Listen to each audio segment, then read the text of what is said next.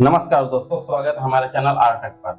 और आज हम बात करेंगे वाईफाई मेश और वाईफाई रोमिंग के बारे में। जी हाँ दोस्तों, इसका काम ये है कि देख रहे हैं कि इस समय वाईफाई का इस्तेमाल बहुत ही ज्यादा हो रहा है और बहुत सारी चीजें जो अब नई इक्विपमेंट आ रहे हैं वो सभी वाईफाई बेस्ड ही आ रहे हैं।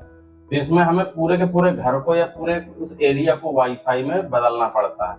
नॉर्मली घर में क्या होता है कि आपके घर में मान लीजिए एक राउटर है, वो एक राउटर 2-3 कमरों तक जाता है, लेकिन किसी घर अगर बड़ा है वहां पर अलग अलग डिवाइसें लगी हैं तो उसको कई सारे राउटर लगाने पड़ते हैं जिनको कहा जाता है वाईफाई एक्सटेंडर।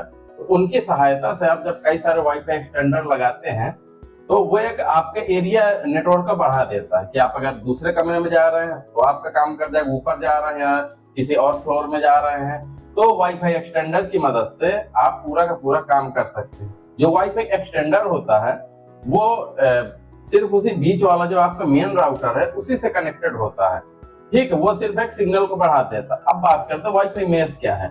ऐसे करके जो आप 4-5 राउटर लगाते हैं, वाईफाई एक्सटेंडर लगाते हैं, वो आपस में जो कनेक्ट हो जाता है तो इसी को कहते हैं मेश। लेकिन नॉर्मल मेश और ये वाईफाई मेश में अंतर बता दूं क्या है कि आपका जो प्राइमरी राउटर हो गया, ठीक है, अगर आप वाईफाई मेश की डिवाइस लगाते हैं तो प्री कॉन्फ़िगर हो जाती है, ऑटोमेटिक कॉन्फ़िगर हो जाती है, ठीक। आप उसको दूसरे कमरे में लगा दीजिए, एक डिवाइस को आपने अलग लगा दिया, तो ऐसे करके जो वाईफाई मेश डिवाइस हैं वो आपस में एक ब्रिज के रूप में काम करती है। आप चाहे जहां भी जाएं ऑटोमेटिक शिफ्ट कर जाती हैं दूसरे सिग्नल पर। मान के चलिए आपका पहला कमरा है, उसका सिग्नल नेम है वाईफाई का वाईफाई 1 है, दूसरे को वाईफाई 2 है या 3, ऐसे करके आप बनाए हैं, ठीक है। तो वहां पर क्या होगा कि जैसे आप वाईफाई 1 की रेंज छोड़ेंगे और वाईफाई 2 में जाएंगे तो ऑटोमेटिक कनेक्ट हो जाएगा, ठीक है। और इसी प्रकार 2 से 3 में ऑटोमेटिक कनेक्ट हो जाएगा। तो ये रहा वाईफाई मेश। इसमें जो पूरा सभी डिवाइसें हैं, एपी जो आपके एक्सेस पॉइंट है वो ऑटोमेटिक कॉन्फ़िगर हो जाते हैं। उनको आपको ये बताना होता है कि आपका मेन एपी कौन सा है, वो ऑटोमेटिक एक ब्रिज बना लेते हैं।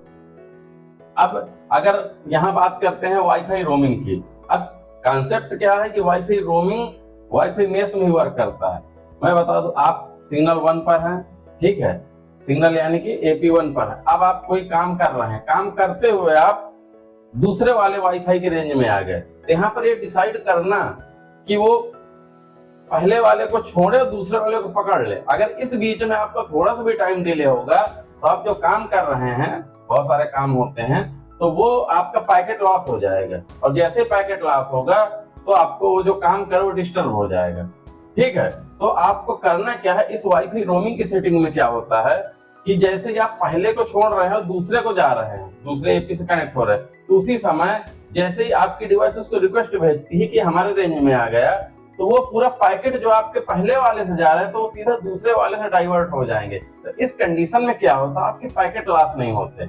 और अगर आप पैकेट लॉस नहीं होते तो आप फ्रीली किसी भी आप अपने उस वाईफाई जो जोन आपका बना है वहां पर फ्रीली वर्क कर सकते हैं, चाहे आपका जो सिग्नल हो, चाहे जो आपके एपी पकड़ रहा हो। तो इसलिए वाईफाई रोमिंग इस समय बहुत इंपॉर्टेंट हो जाती है, क्योंकि पता लगा आप कोई काम करते हुए आप दूसरी जगह चले गए, अब वो दूसरे एपी की रेंज में आया तो उसने पहले को डिस्कनेक्ट किया, दूसरे जुड़ गया, तो पैकेट लॉस करता है। अभी तक ये था, लेकिन अब जो लेटेस्ट आपके एपी आ रहे हैं उनमें आपको वाईफाई मेश के साथ वाईफाई रोमिंग का फीचर मिलता है। हालांकि जो छोटे लेवल के आपके एक्सेस पॉइंट होंगे उनमें नहीं ये फीचर मिलेगा, लेकिन अगर आप बढ़िया एपी ले रहे हैं तो वाईफाई रोमिंग का फीचर मिलेगा। तो अगर आप भी वाईफाई एक्सटेंडर या वाईफाई मेश डिवाइस से लें तो उसमें ये जरूर चेक कर लें कि वाईफाई रोमिंग की सुविधा उपलब्ध है कि नहीं उपलब्ध।